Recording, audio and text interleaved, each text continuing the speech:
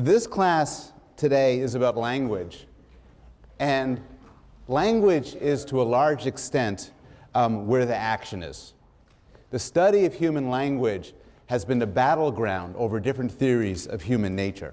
So every philosopher or psychologist or humanist or neuroscientist who has ever thought about people has had to make some claim about the nature of language and how it works. I'm including here people like Aristotle and Plato, Hume, Locke, Freud, and Skinner.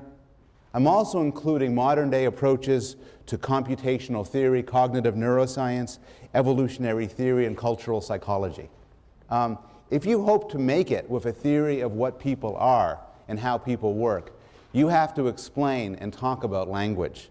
In fact, language is sufficiently interesting that, unlike most other things I'll talk about in this class, there is an entire field devoted to its study, the field of linguistics, that is entirely devoted to studying the nuances and structures of different languages. Now, I'll first, before getting into details, make a definitional point. When I'm talking about language, I'm meaning systems like English and Dutch and Walpuri and Italian and Turkish and Urdu and what we've seen and heard right now in class in the demonstration that preceded the formal lecture. Now, you could use language in a different sense. You could use the term language to describe what dogs do, or what chimpanzees do, or birds. You could use language to describe music, talk about a musical language, or art, or any communicative system. And there's absolutely nothing wrong with that. There's no rule about how you're supposed to use the word language. But the problem is, if you use the word language impossibly, incredibly broadly, then from a scientific point of view, it becomes useless to ask interesting questions about it. If language can refer to just about everything, from English to traffic signals, then we're not going to be able to find interesting generalizations or do good science about it.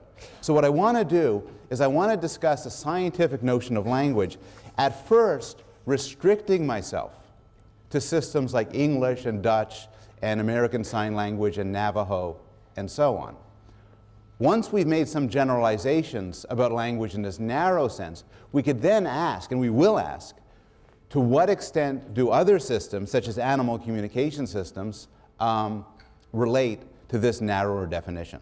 So we could ask in this narrow sense, what properties do languages have, and then go on to ask in a broader sense, what other communicative systems also possess those properties?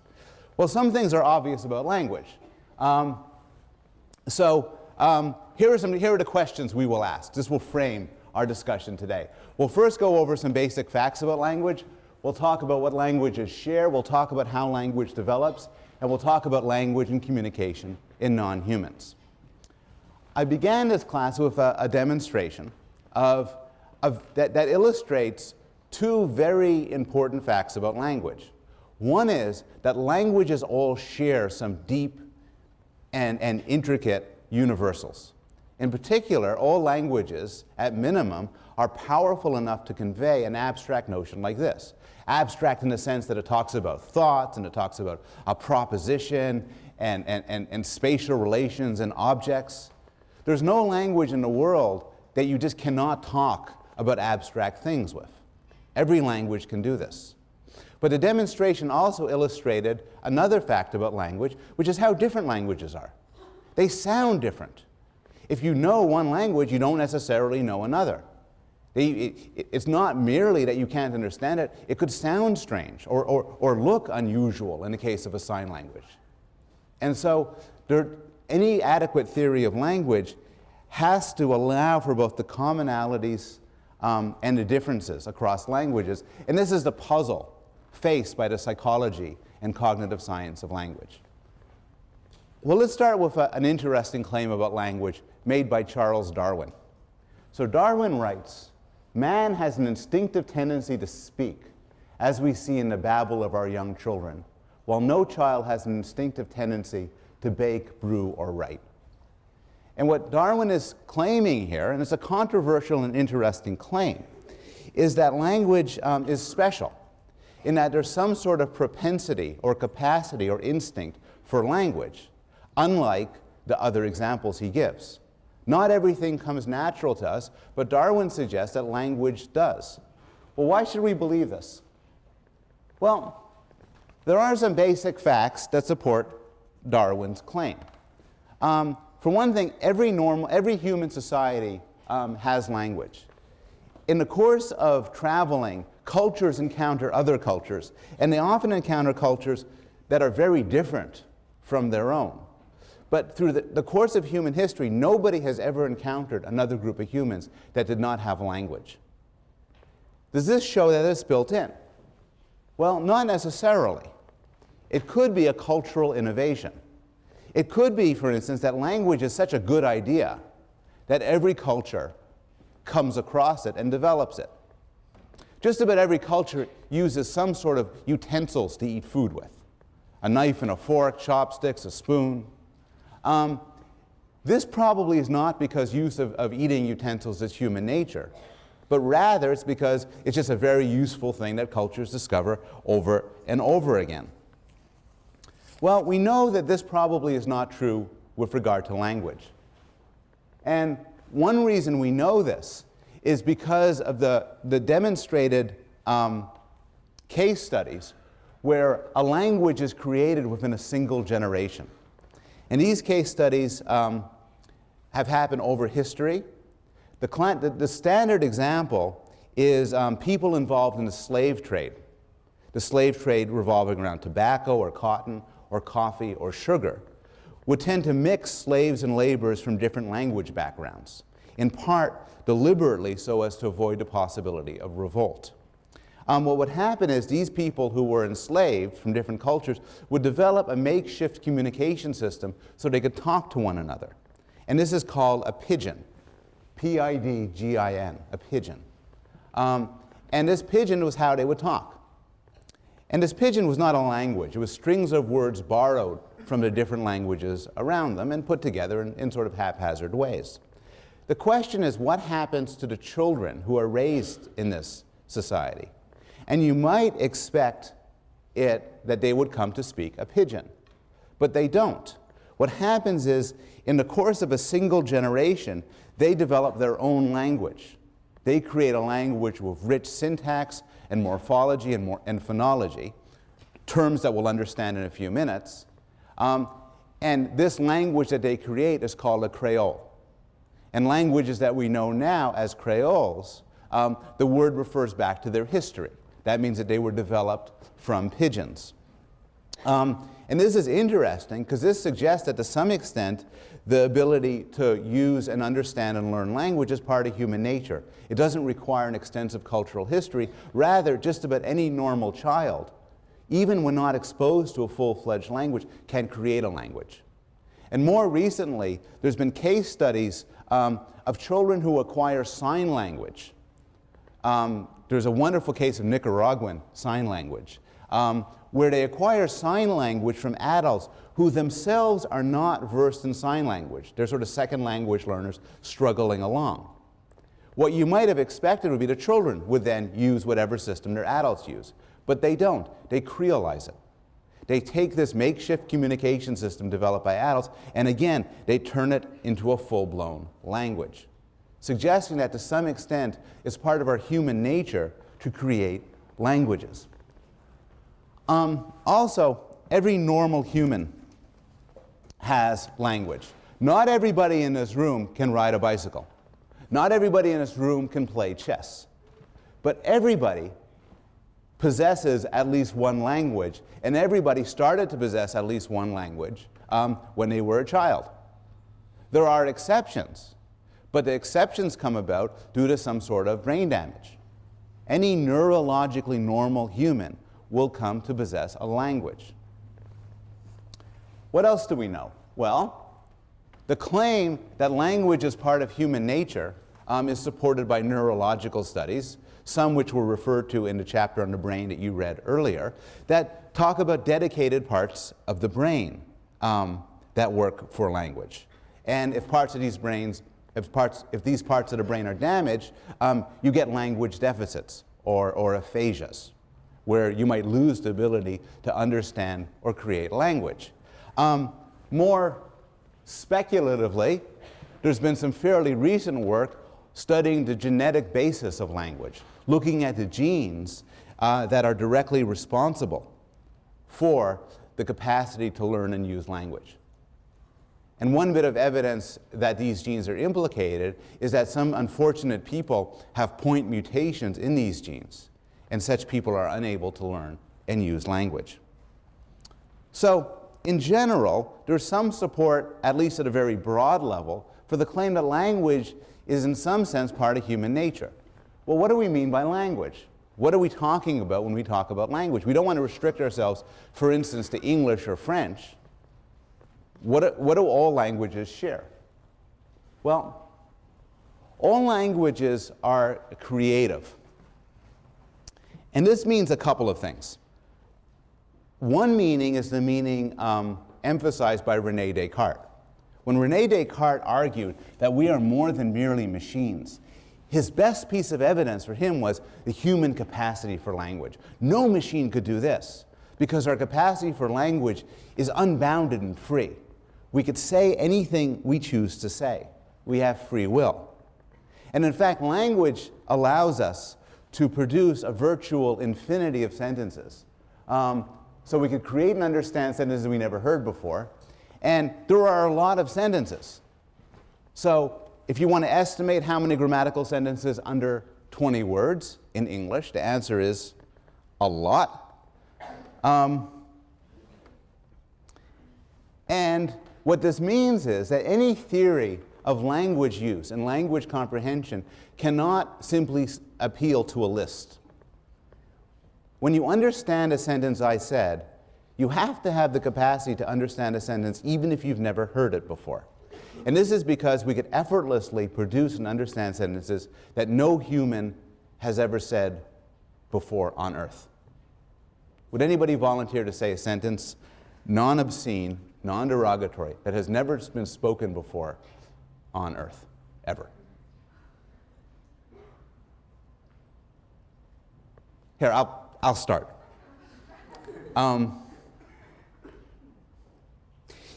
It's surprisingly easy to get a purple tie on eBay if you don't care much about quality. I can imagine no one else in the world has said this before. I am upset that one cannot easily download Buffy the Vampire Slayer through iTunes. Now, it's possible somebody said both those sentences before, but you probably have not heard them, but you understand them immediately. So how do you do it? Well, you have rules. You have rules in your head. You've learned what the words mean, but you have abstract and unconscious rules that take these words, figure out the order, and in a fraction of a second, give rise to understanding. And that's the sort of thing linguists study. So, take some standard examples from the linguistic study of English, and bear in mind the rules we're talking about here are not rules you explicitly know. They're automatic rules of the same sort we're going to talk about in the context of visual perception, in that they're implicit and unconscious and not accessible to explicit understanding. So for instance, immediately you read, "The pig is eager to eat," versus "the pig is easy to eat." And in a fraction of a second, you know there's an important difference. The pig is eager to eat means the state of affairs that we're talking about is when the pig does the eating. The pig is easy to eat is when the pig is being eaten. You see a sentence like, "Bill knew that John liked him." And you know, without even knowing how you know, that this could mean that Bill knew that John liked Bill, or it could mean that Bill knew that John liked Fred, but it can't mean that Bill knew that John liked John. The natural interpretation, in fact, is that Bill knew that John liked Bill. The two words co-refer. Contrast that with Bill knew that John liked himself, which only has the meaning Bill knew that John liked John. And this is what linguists do for a living. So if you hear me talking about this and say, "I want to spend the next 40 years of my life studying that," you should become a linguist. But those are the sort of phenomena that we're interested in. Now, it gets more complicated. Those are examples from syntax. But language has many structures. Language has structures going from the bottom to the top. All languages, all human languages, have phonology, which is the system of sounds or signs. Morphology, which is a system of words or morphemes, basic units of meaning. And syntax, which refer to rules and principles that put together words and phrases into meaningful utterances. And I want to talk briefly about each of these three parts of language before looking at some other issues. I'm indebted here to Steven Pinker's excellent book, The Language Instinct, which provides, I think, a superb discussion of these phenomena, and I'm going to steal some of my examples from Pinker. So, phonology. Phonology is the system of sounds that languages have.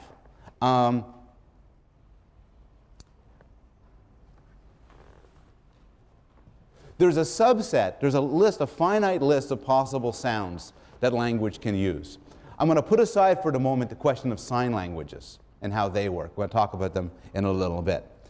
The idea is that English has about 40 of these phonemes. So if you're a native monolingual speaker of English, you hear speech, and each sound you hear is categorized as falling into one of those 40 phonemes. So for example, English has a phoneme of L, and a phoneme of R. And so an English speaker can hear the difference between lip and rip. And that corresponds to two different words in English. Other languages don't have that distinction. And so those distinctions are very difficult for non-native English speakers to learn. So part of what goes on when you learn is you have to learn the language, the phonemes that your language has. Another part of the problem of learning language is you have to figure out what the boundaries are between the words. You have to use sound signals to figure out the boundaries between the words. Now if the only language you've ever heard is English, that's going to seem like a really weird example of a problem, because you're listening to me speak, and in between each of my words you're hearing a pause.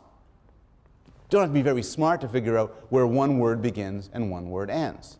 But the pause is a psychological illusion. If you were to talk into an oscilloscope that measured your sound vibrations, there are no pauses between the words. Rather, the pauses are inserted by your mind. As you already know where one word begins and another one ends, and you insert a pause at that point. You could see this when you hear a language you don't already know. So for those of you who have never heard French before, when you hear somebody say, "Je ne sais pas," you could say, "Remarkable. French has no pauses between words." And now a French speaker, of course, hears "Je ne sais pas." For Hebrew, I know one sentence in Hebrew, which I think is a request for the bathroom. But if you don't know Hebrew, there's no pauses. And the truth is, when you each gave your demonstrations, nobody spoke properly. Because nobody spoke, here's the sentence, glorp, fendel, smug, wuggle. Rather, you all sounded like without any pauses. Because I don't know your languages. Children come into the world without knowing any specific language.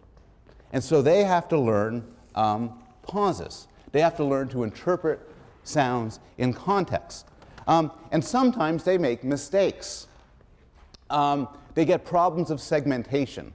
And there's some illustrations, you could see the mistakes if they're trying to repeat back something that's already known within a society. So songs are a good example. These are excerpts from children. I'll never be your pizza burnin'. Anybody figure out what that corresponds to? Beast of burden, very good. A girl with colitis goes by. Somebody? The ants are my friends, they're blowing in the wind. And this is a religious one. Our Father which art in heaven, hallowed be thy name. Lead us not into Penn Station. Now, phonological understanding illustrates all sorts of aspects of language processing, and in fact of consciousness.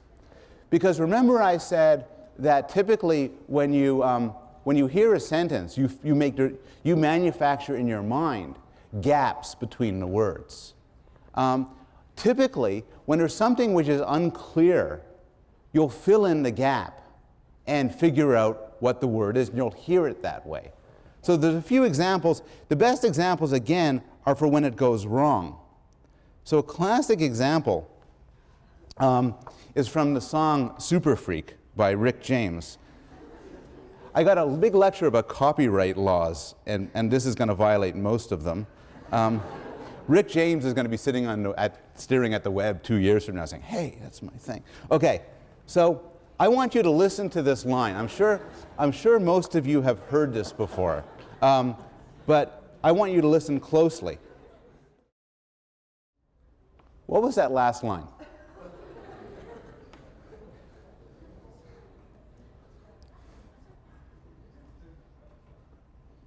The kind of girl you read about. Well, it turns out that nobody really knows.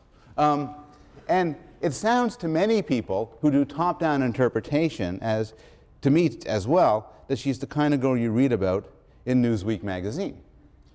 But that makes no sense at all, given that you don't want to bring home to mama, and it's not the... And in fact, if you check the notes on the song, she's in fact the kind of girl you read about in New Wave magazines. Now, when you listen to it then, again, knowing that, you hear it that way. Now, this is known as top-down processing. Top-down processing is an example of when you know what something is, you hear it that way. And this is extremely useful when it comes to filling in gaps in sounds. In normal conversation, if I'm to say a sentence, you won't hear that as cough, uns.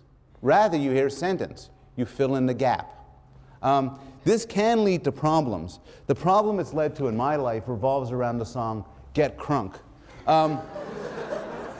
Because I heard Get Crunk, and my children asked me if I would buy them Get Crunk from iTunes. My children are 8 and 10. And now Get Crunk, as I was aware from having heard it before, involves a consistent refrain of Get Crunk, extremely bad word. Get Crunk, extremely bad word. And so I said no. And then they said, well, there's a clean version up. So I downloaded the clean version. Unfortunately, knowing what the clean version, knowing what the word is, means to me the clean version is not very clean. Now, I will add, before people write letters and stuff, this is the clean version. Thank goodness they took away that obscene word. Okay. So top-down processing affects how we hear things. Usually, almost always for the better. And in fact, this is a theme we're going to return to next class when we talk about vision. Because the same thing is going to happen there. How we see the world is often confusing and befuddled, but what we know can clear things up. Same with sound. Morphology is the next level up. Phonology is sounds. Morphology is words. And human language uses this amazing trick described by Ferdinand de Saussure, the great linguist, as the arbitrariness of the sign. And what this means is we can take any arbitrary idea in the world, the idea of a chair or a story or a country, and make a sound or a sign to connect to it. And the link is arbitrary. I mean, you might choose to use the word for dog as woof woof because it sounds like a dog. But you can't use a word for country that sounds like a country. You could use a sign language thing for drink that looks sort of like the act of drinking. But you can't use a sign language word for country that looks like a country, or for idea that looks like an idea. So the way languages work is it allows for arbitrary naming. It allows for this map between a symbol, say a spoken word, and any sort of thought we want to use. And those arbitrary mappings, as we come to learn them, make up the vocabulary of a language. I'm talking about words, but the more technical term is morpheme. And what a morpheme is the smallest meaningful unit in a language. Now, often this is the same thing as a word. So dog is a word, and dog is also a morpheme. But not always. Because there are single morphemes, and then there are words that are composed of many morphemes. So dogs and complained are one word, but two morphemes. And what this means is that you make the word by putting together two morphemes. To put it differently, in order to know what dogs means, you never had to learn the word dogs. All you had to know is the word dog and the plural morpheme s, and you could put them together to create a word. How many morphemes does the average speaker know? The answer is fairly startling. The average speaker knows, as a lowball estimate, about 60,000 words. I think the proper estimate is closer to 80,000 or 100,000. What this means, if you average it out, is that since children start learning their first words at about their first year of life, they learn about 9 new words a day. And it's not a continuous 9 words every day. It goes up and down depending on the age. But still, the amount of words we know is staggering. How many of you know more than one language pretty fluently? Those of you who know other languages might have in your heads 200,000 words or 300,000 words. And you're accessing them in a fraction of a second. It could legitimately be seen as one of the most astonishing things that people do. Finally, syntax. So we have the sound system of a language, the phonology. We have the words of a language, the morphology. But all that gives you is dog, cup, chair, house, story, idea. That won't allow us to communicate complicated ideas. So the final step in the story is syntax. And syntax refers to those rules and principles that allow us to combine words into phrases and phrases into sentences. And syntax uses another neat trick. And this is defined by Wilhelm von Humboldt as the infinite use of finite media. So here's the question. Your vocabulary is finite. There's just so many words. You have to learn them one by one. But you could produce a virtual infinity of sentences. How can you do that? How can you go from a finite list of symbols to an infinite number of sentences? And the answer is, you have a combinatorial system. Now, language is not the only thing in culture or nature that has this sort of combinatorial system. Music also has a combinatorial system. There's a finite number of notes, but a limitless number of musical compositions. DNA also has this sort of combinatorial system, where you have a finite number of, I guess, bases or amino acids that could combine to a possible infinity of strings, of DNA strings. So how does this happen? Well, the infinity mechanism, and many of you will be familiar with this from mathematics or computer science, is recursion. And there's a lot to be said about this, but it can be pretty simply illustrated in language.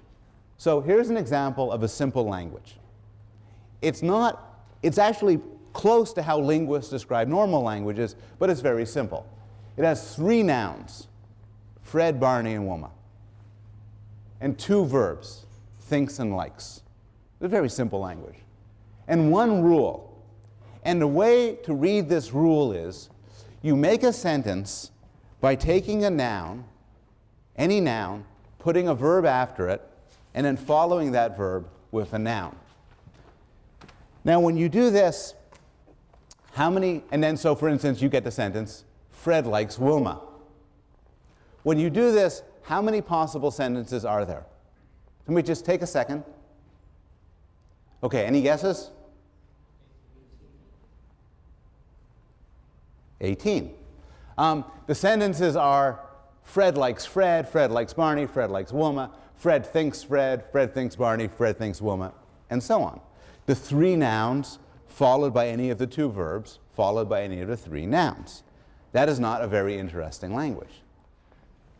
But now, take a more complicated language. Same vocabulary, the same three nouns, the same two verbs, the same sentence. But now one other sentence.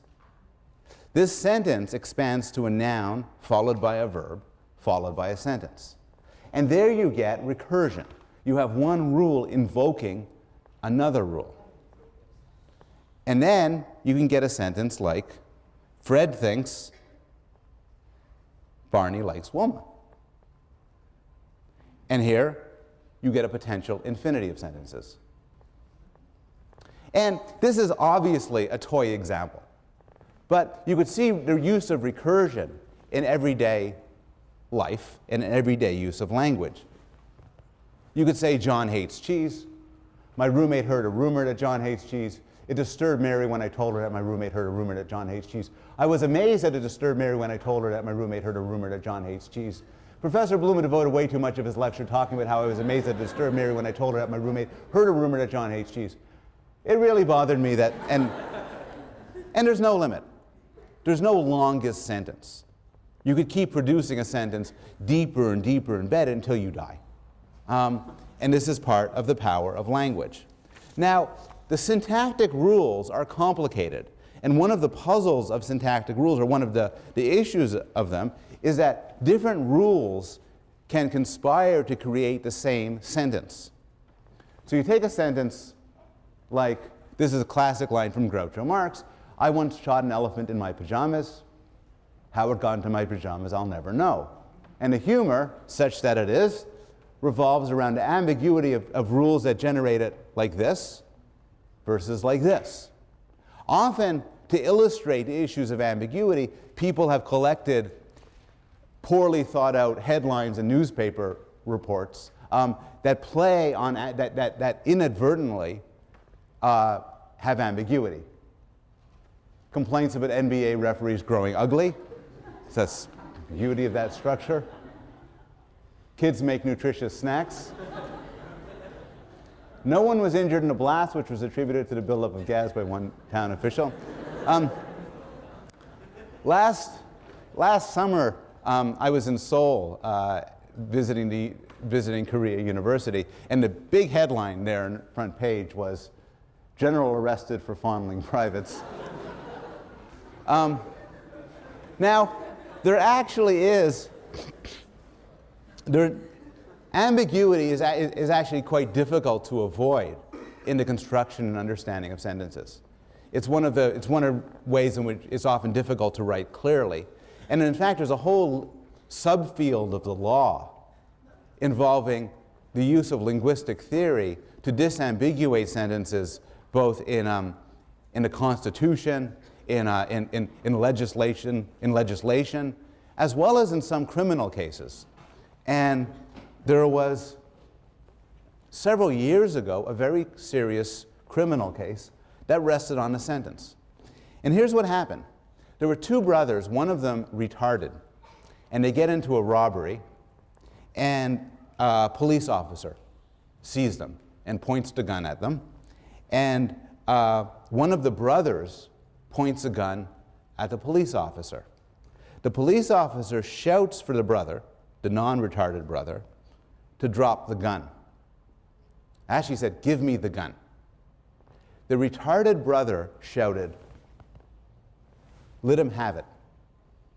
Whereupon the brother shot and killed a police officer. Now, the brother who did the shooting was plainly a murderer. What about the brother who shouted, "Let him have it"?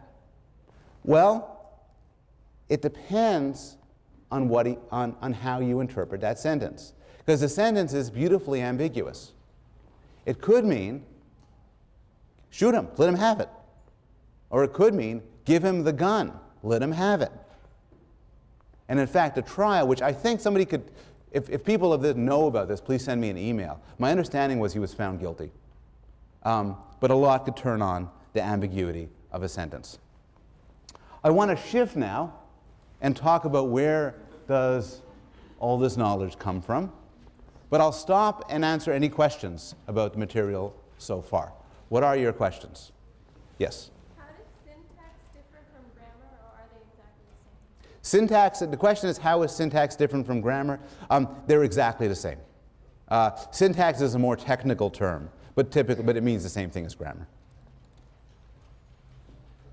Yes? You had said that every normal human being is born and uses at some point or another some kind of language. How about, aren't there cases of people who weren't born within a culture, kind of grew up, I don't know, and who never really spoke a language though they were physically normal? Yes, I'm glad you actually asked me about that, because as I said it, I realized it wasn't quite right. The point that was just raised here is, I had said before that everybody who's neurologically normal comes to acquire and learn a language. But what about people who are neurologically normal, but they don't have language around them? And in fact, there have been historically some cases of this. There's been probably apocryphal stories about children who are raised by wolves or by dogs. There are stories, horrible stories, some in the 20th century, about children who are locked away by insane or evil parents and who never learn to speak. There are stories of deaf people who are within certain societies where nobody signs to them. And so they're what's known as linguistic isolates, and they themselves never learn to speak. And those cases are the dramatic exception. And they do tell you something. They tell you that it's not enough to have a brain for language. Somebody does have to use it with you. Interestingly, it doesn't have to be that many people. So Susan Golden Meadow has studied deaf children that nobody signed to. But what she studies is deaf children with deaf siblings. And these children don't just sit there, they create their own language. It's not a full-blown language like American Sign Language or Langue des Signes Québécois, but it's a language nonetheless, with words and syntax and phonology. It's an interesting question. Any other questions? Yes? Could it be argued, or is it argued that there are inherent limits to grammar, or to our ability to come up with mental grammars, and therefore that there isn't really an infinity of possible thought? It's a good question. The question is, are there inherent limits in our abilities to come up with grammars? And most linguists would argue yes, that languages are highly constrained in how they do things. So for instance, one example is there's no language in the world that ever constructs a question by switching the order of words around in a sentence. There's no language in the world that has a rule that says the fifth word has to be a verb. And linguists have all of these conditions say no language in the world works this way. Now, so these are constraints on grammar, and they're really interesting because they tell us what's a humanly natural language versus what's not a humanly natural language. But notice, even if there's incredible constraints on grammars, we could still produce an infinite number of sentences. It's just like if you restrict me to only a subset of numbers, only to odd numbers, still there's an infinity of odd numbers. So grammar can be restricted, but still give rise to an infinity of possible sentences. Well, there's a radical claim about the origin of language, associated with the guy who we met when we talked about behaviorism, who wrote the Review of Verbal Behavior, the linguist Noam Chomsky. And Chomsky makes this radical claim. And this is that we shouldn't view language learning as learning at all. Instead, we should view it as something similar to growth. So he says, no one would take seriously the proposal that a human organism learns through experience to have arms rather than wings, or that the basic structure of particular organs results from accidental experience. Language proves to be no less marvelous and intricate than these physical structures. Why then should we not study the acquisition of a cognitive structure like language more or less as we study some complex bodily organ? So you might learn to play baseball. You might learn about the American Civil War. But if Chomsky is right, you didn't learn to speak English. Rather, what happened is you heard English, but the capacity grew in your head in something a lot more similar to the development of arms or legs or a visual system. Well, should we believe this? We know there has to be some effect of the environment shaping language, obviously, because in order to know English, you have to have heard English. In order to know Dutch, you have had to have learned and heard Dutch. And in fact, languages differ in all the ways that we were talking about. Some languages, like English, have a distinction between L and R. Other languages do not. For a language like English, that creature there is referred to with the morpheme dog. That's a historical accident of English. In French, it's chien. And in Greek, it's something else. And each of those 6,000 languages, and people in a room who know other languages say, yeah, in Vietnamese it's this, in Urdu it's this, in Czech it's that. Finally, there's syntax. So English is what's known as a subject-verb-object language. That means if you want to convey the idea that Bill hit John, you would say, Bill hit John. But not all languages work that way. In fact, a majority of languages, more languages, are actually subject-object-verb languages. So you would say, if you wanted to convey that Bill was the hitter and John was hit, Bill, John hit. All of this has to be learned. And all of this has to be learned through exposure to language users. On the other hand, there is considerable evidence that the development of these language skills in some way it is similar to growth in the way that Chomsky suggests. So here are some basic facts about language development. One is something which I had mentioned before. All normal children learn language. There can be specific impairments of language.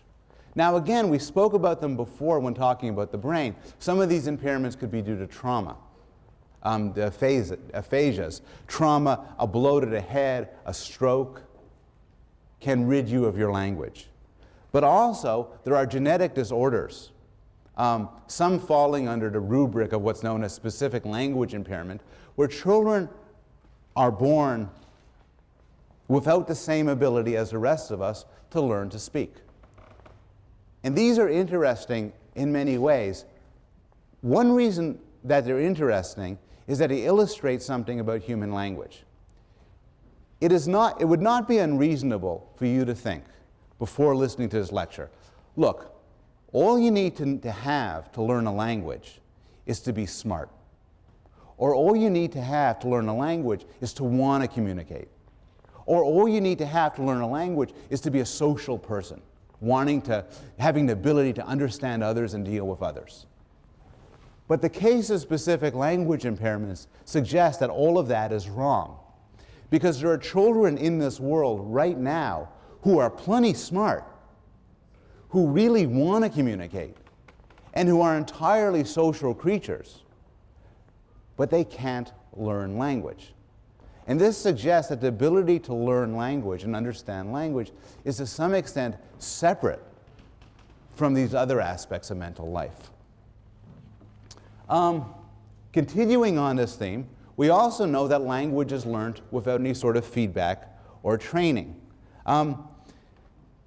There are many Americans who believe that they need to teach their children language, and there's a huge industry with DVDs and flashcards and all sorts of things designed to teach their children language.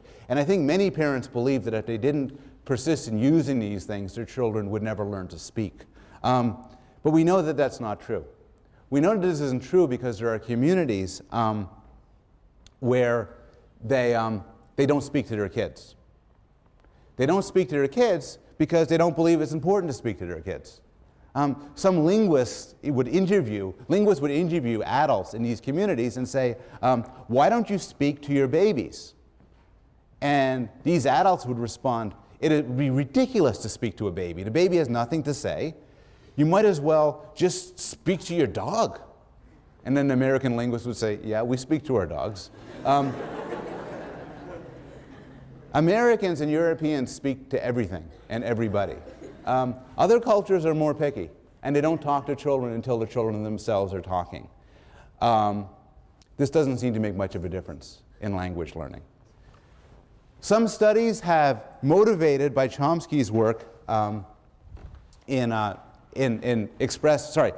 by Chomsky's critique of Skinner's verbal behavior, have asked, what if we just looked at children within the United States? Don't these children get feedback? And the answer is yes and no. So your average highly educated Western parent does give their children feedback, based on what they say. But they don't typically give feedback based on the syntax or grammaticality of what they say. The example given by Brown and Hanlon in the classic study in the 1970s is they did all these studies looking at what children say and how parents responded. And it turns out parents respond not to the grammatical correctness, but to the affect or cuteness or sociability of the utterance. So for instance, if a child says to his mother, "I loves you, Mummy," it's a very unusual parent to say, "Oh no, the verb agreement is mistaken." You've added a redundant S. It's not appropriate. Similarly, if a child is to say, you know, I hate your guts, mother. It's an unusual mother. That's wonderful. It's subject, verb, object, the whole thing, structurally fine. You know, we respond to our kids like we respond to each other, based on the message that's conveyed, not the grammaticality of the utterances. Children make grammatical mistakes all the time, but then they go away, and they go away without correction.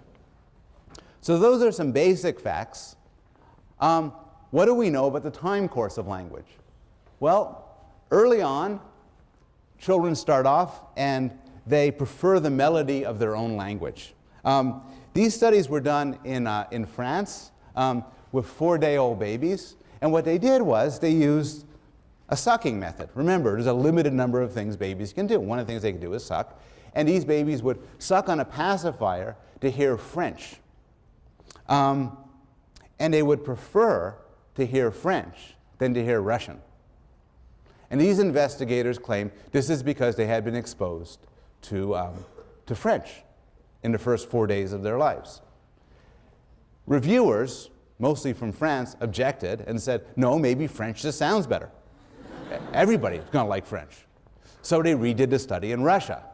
Russian kids sucked harder to hear Russian than they did to French. And what they're listening to isn't the words. They don't know words yet. They don't know syntax yet. It's the rhythm of the language. For you, French and Russian sound different. Even if you're like me and you don't know a word of either language, they still sound different. They sound different to babies too. And a baby being raised in France or a baby being raised in Russia knows enough to tell what's his language and what isn't. Early on, children are sensitive to every phoneme there is. So English-speaking children, for instance, English-speaking babies who are born in the United States can distinguish between English phonemes like lip and rip, but it can also distinguish between phonemic contrasts that are not exemplified in English, such as phonemic contrasts in Czech or Hindi. Yes? I'm wondering if you can say the wrong things to infants, based on what you're saying before. Because I was in France one summer, and met some neighbors there, and I hated these guys. I thought they were stupid. Because they, not because they're French, but because they had a baby. And the baby would gaggle and coo, and they would respond in similar terms. They would gaggle and coo back at a baby. And I hate these people. I've been involved in for the last 6 years, because as far as I know, I don't have babies.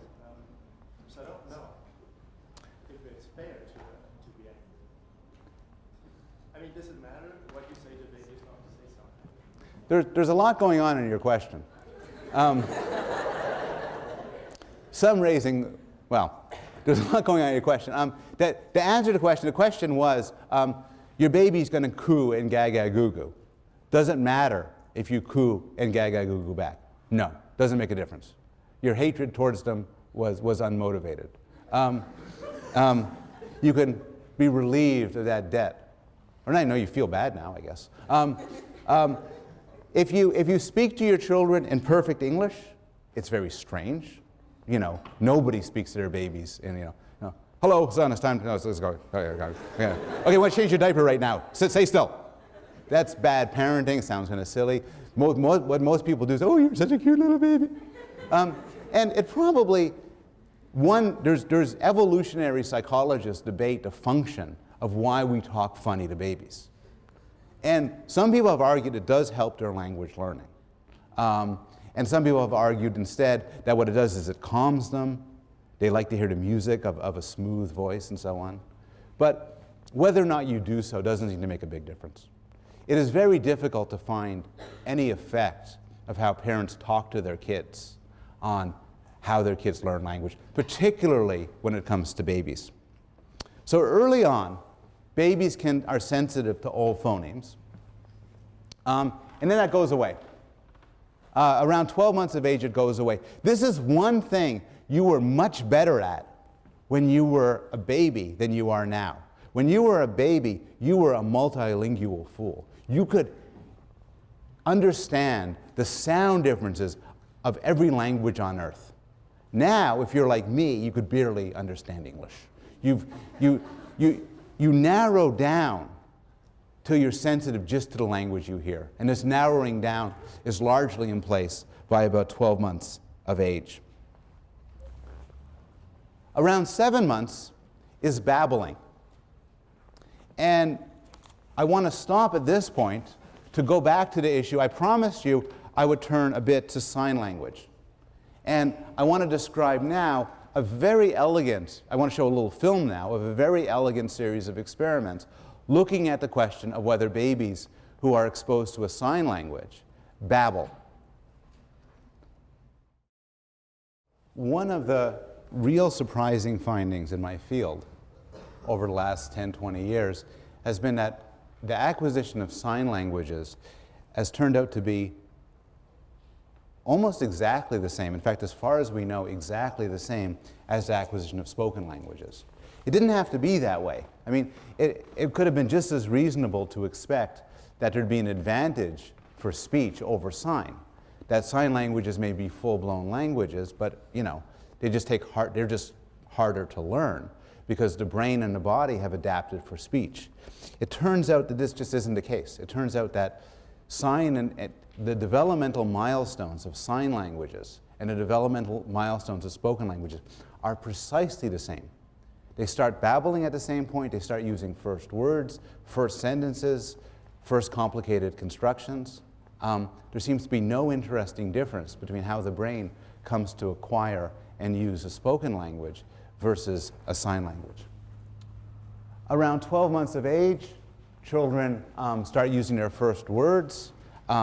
These are words for objects and actions like dog and up and milk. They start showing some sensitivity to the order of words, so they know that, you know, dog bites cat is different from cat bites dog. Around 18 months of age, they start learning words faster. They start producing little miniature sentences, like, you know, want cookie or milk spill. And the function morphemes, the little words, in, of, the, and so on, start to gradually appear. Then there's the bad news. Around 7 years of age, going up through puberty, the ability to learn language starts to go away. The best work on this has been done by Alyssa Newport and Sam Supala, who have studied people who have been in the United States for many, many years, like 30, 40 years, and seeing how well they have come to speak English. And it turns out the big determinant of how well you speak English as an immigrant isn't how smart you are. It's not how many family members you have when you're here. It's not your motivation. It's how old you were when you started. It turns out that if you start learning a language, a second language is where most of the work's been done, within the first few years of life you're fine. You'll speak like a native. But then it starts getting worse and worse. And once you hit puberty, suddenly there's huge variation in the abilities you have to learn language. It is very rare, for instance, for somebody who has learned English past puberty to speak without an accent. An accent is very hard to shake. And it's not just an accent. It's also other aspects of phonology, syntax, and morphology. It's like the part of the brain that's responsible for language learning is only around early in development. And if you don't get your language by then, it'll just run out. I want to begin next class with this question, the question of animals, and that will shut down the language learning part. But one thing I'll put up here is your second reading response.